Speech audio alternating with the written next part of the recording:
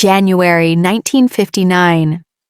In the heart of the Soviet Union, a group of 10 young and experienced hikers prepared for an expedition into one of the most remote regions of the northern Ural Mountains. The group was led by Igor Dyatlov, a 23-year-old engineering student at the Ural Polytechnic Institute. Alongside him were fellow students and graduates who shared a passion for skiing, hiking, and exploring the wilderness. These were not inexperienced tourists. They were trained, physically fit, and familiar with difficult winter expeditions. Their destination was the remote northern Ural Mountains, a vast region of snow-covered forests, steep slopes, and freezing temperatures.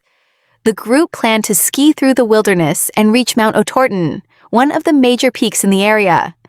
But January in the Urals was unforgiving. Temperatures could fall far below freezing, powerful winds could sweep across exposed slopes, and heavy snow could make navigation extremely difficult. Still, the hikers were prepared for the challenge. They carried winter clothing, skis, food, camping equipment, and a tent that would serve as their shelter during the journey.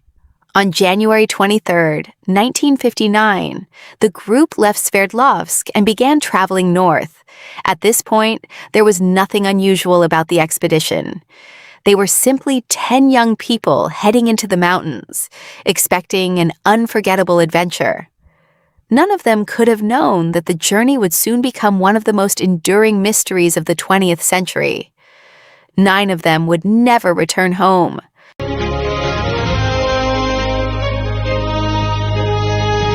By the end of January 1959, the expedition had reached the remote northern Ural Mountains.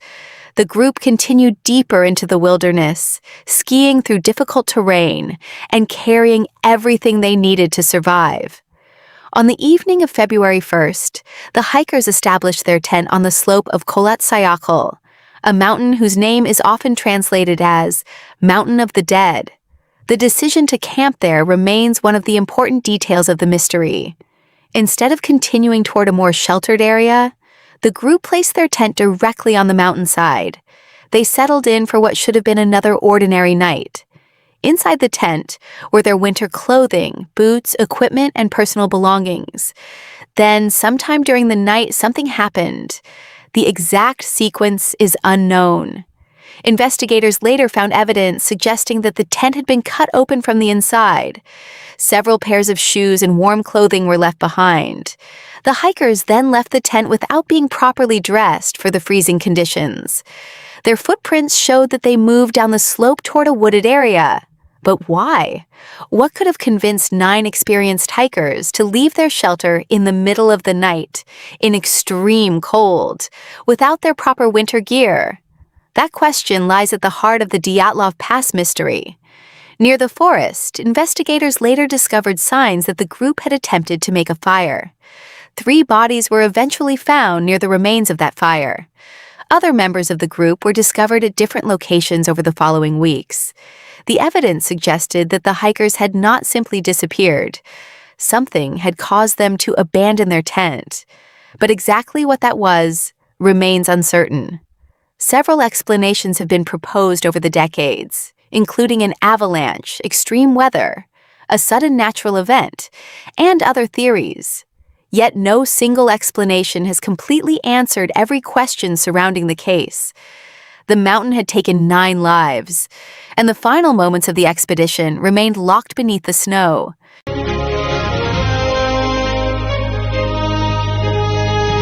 Days passed without any word from the hikers.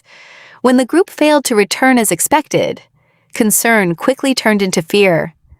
Family members and university officials began asking questions. Where were Igor Dyatlov and the other hikers? A search operation was eventually organized. On February 26, 1959, searchers reached the mountain area and discovered something deeply unsettling. The group's tent was still there, but the hikers were gone. The tent had been damaged and appeared to have been cut open from the inside.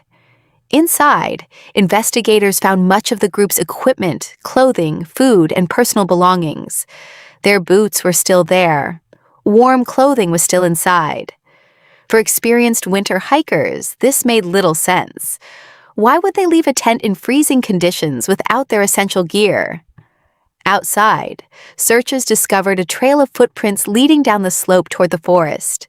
The track suggested that several people had left the tent together. Following the trail, searchers eventually reached the edge of the forest. There, beneath a large cedar tree, they discovered the first two bodies. Nearby was evidence that the hikers had tried to build a fire. More bodies were discovered in the following days.